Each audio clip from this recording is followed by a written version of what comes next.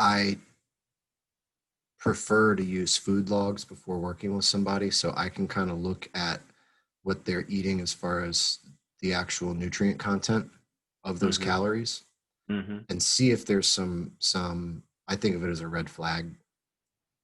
Like if somebody is writing down that they're having 3 sodas a day every day, I'm gonna the first thing I'm gonna do is try to get them to go down to 1 soda Mm-hmm. and see what happens. And if that person is someone who is just 20 pounds overweight and they're trying to look better, trying to like do a little more in the gym, that might be cool. But if somebody is 300 pounds and needing to lose 100 pounds, I'm going to start with the, like you said, the low hanging fruit, knowing that we're going to have to do more than that because they didn't just get there by drinking 3 sodas a day. Right. So Um, what kind of caloric deficit are you looking for somebody that, we'll just say like a person that needs to lose 10 to 20 pounds? Are they looking to reduce their daily intake by 500 calories? Is that extreme? I think that for a normal woman, between 16 and 1800 calories post exercise, et cetera, et cetera. So, however that stacks up, like you might eat 2,300 calories, but you burn 500 doing a run. Mm-hmm. Creating a lifestyle where 5 or 6 days a week calories are under 2,000, like 16 to 1,800, And this is is like an average woman. About what size are you thinking? say 200 pounds wanting to get down to 150. Wow. Okay. And with a guy, I tend to, if the first thing somebody needs to do is lose body fat, tend to shoot for between 2,500 and 2,000 calories a day as a Mm-hmm. lifestyle change. We're not talking about like weight class stuff, things like that, but Right. No, just average get folks. and create a scheme within their life where they can actually accomplish that week in and week out. That's the first approach that I like to try.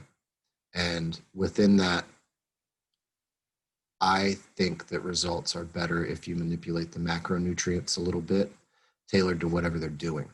So if somebody's lifting a lot of weights, you want to support that nutritionally because that lean mass will accelerate their fat loss Mm-hmm. and help them be able to eat more every day and might focus on having more protein within those macronutrients.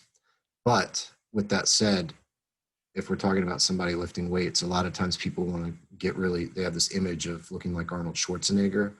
Mm-hmm. And for the most part, someone needs to lose body fat before they try to quote unquote bulk. And when they're bulking, they might be eating 4,000 calories a day with a lot of protein. So I'm not talking about a bodybuilder diet. I'm just talking about making sure there's sufficient protein to support the weightlifting. If somebody is a big time runner, I'm just making up something arbitrary, but again, the goal is to create a diet that is reflective of a lifestyle that supports it. Mm-hmm. And for most people, and there are exceptions, but for most people, if they're running 4 or 5 times a week, they're going to do better having a moderate amount of carbohydrates in their life versus like keep keto or low carb. Mm-hmm. So I will try and design a diet in appreciation of that so that they are getting enough carbohydrates where they feel good. And that's something that I found more and more since social media has become really prominent. Because I guess I started doing this about 10 years ago. And, we all grew up with the internet, but it wasn't as advanced as it is now. But now with social media, there's so much advertising that people will get confused. Like they'll think that a product that says keto means it's healthy and or that it means it'll make them lose weight, but it'll only make them lose weight if they're following a keto diet, right? Right. um, that kind of thing. So I try to explain to the client or to a person. I think it's important for a person to understand um, what they should be eating, or Mm-hmm. else they might end up eating all of their their calories in fat, and really they would be doing a little bit better having more carbohydrates, something like that. Right. So broad strokes, they've got to have in the back of their mind a general idea of how many calories they're consuming per day. And then it's a matter of manipulating the macronutrients so that that amount of calories is sustainable for them to Yes, meet their sir. goals. Mm-hmm. Whether they know it or not, the calories matter, Mm-hmm. For right? sure. Like I might know what their calories are, but not want them to be bothered with that. But I've calculated it by looking at their food logs. And Mm-hmm. so my recommendation of the soda is really me removing X amount of empty calories. But some people I'll say we're removing X amount of calories, and other people I'll say don't drink the soda until nighttime. Mm-hmm. So you touched on something really interesting there with the example of somebody that's lifting a lot of weights versus somebody that's running a lot, and how maybe that is going to affect their macronutrient profile.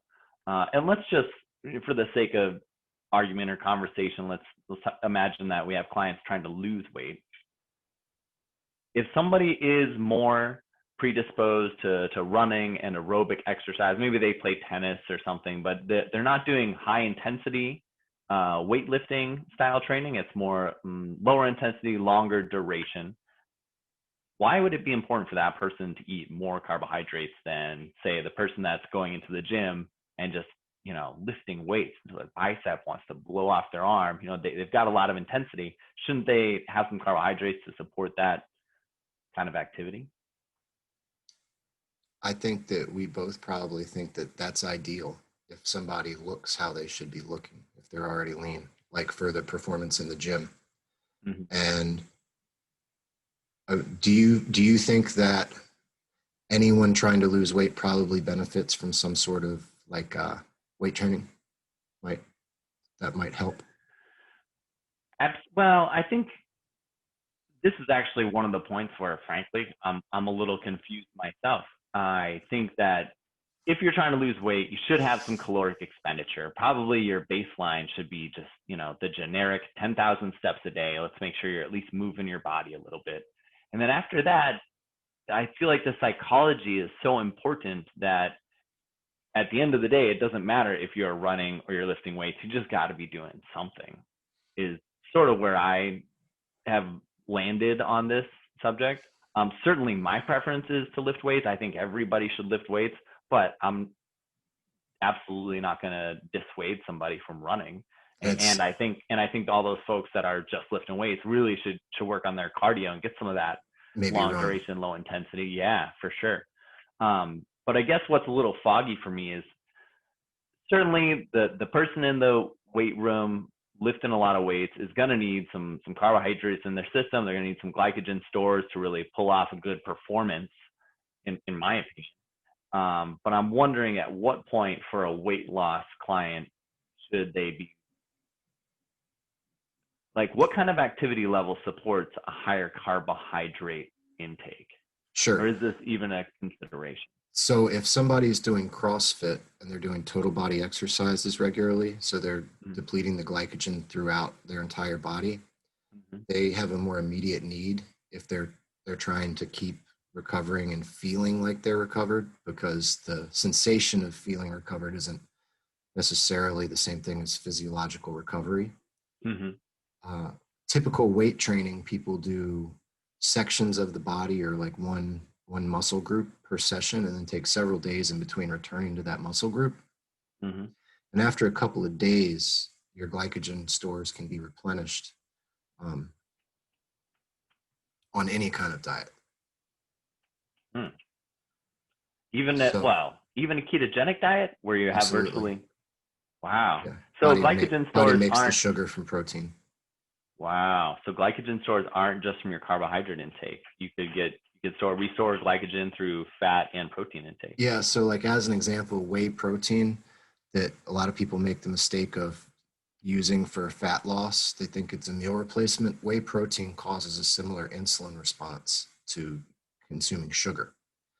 So depending on what your meal looks like, if you consume whey protein, and there are a lot of different foods, I'm just using that as an example, but If you consume that, you're going to create an insulin spike that's then going to have an affinity for sugar. Your body is going to synthesize some glucose from the protein, from the whey protein, or free-form amino acids circulating in your bloodstream.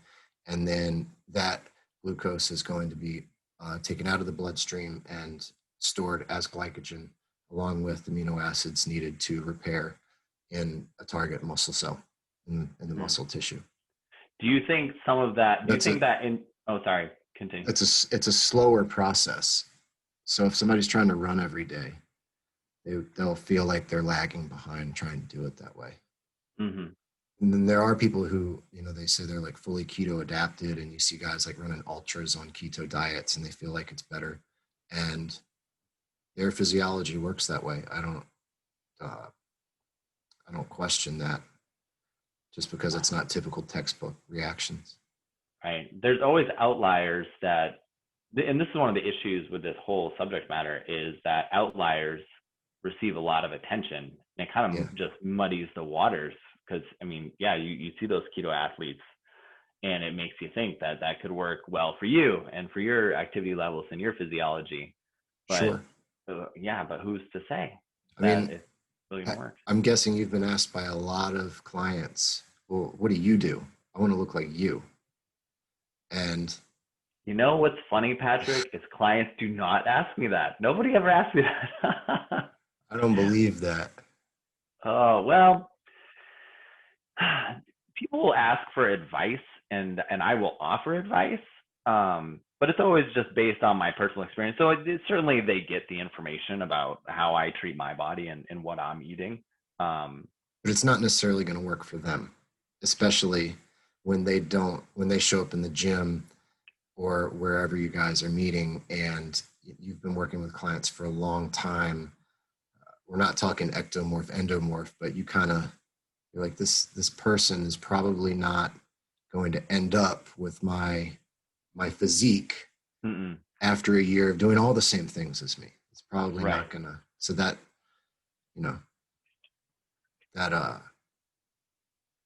don't want that to be their expectation, but also, like you said, outliers figure out what works for outliers, but most people are not outliers. No,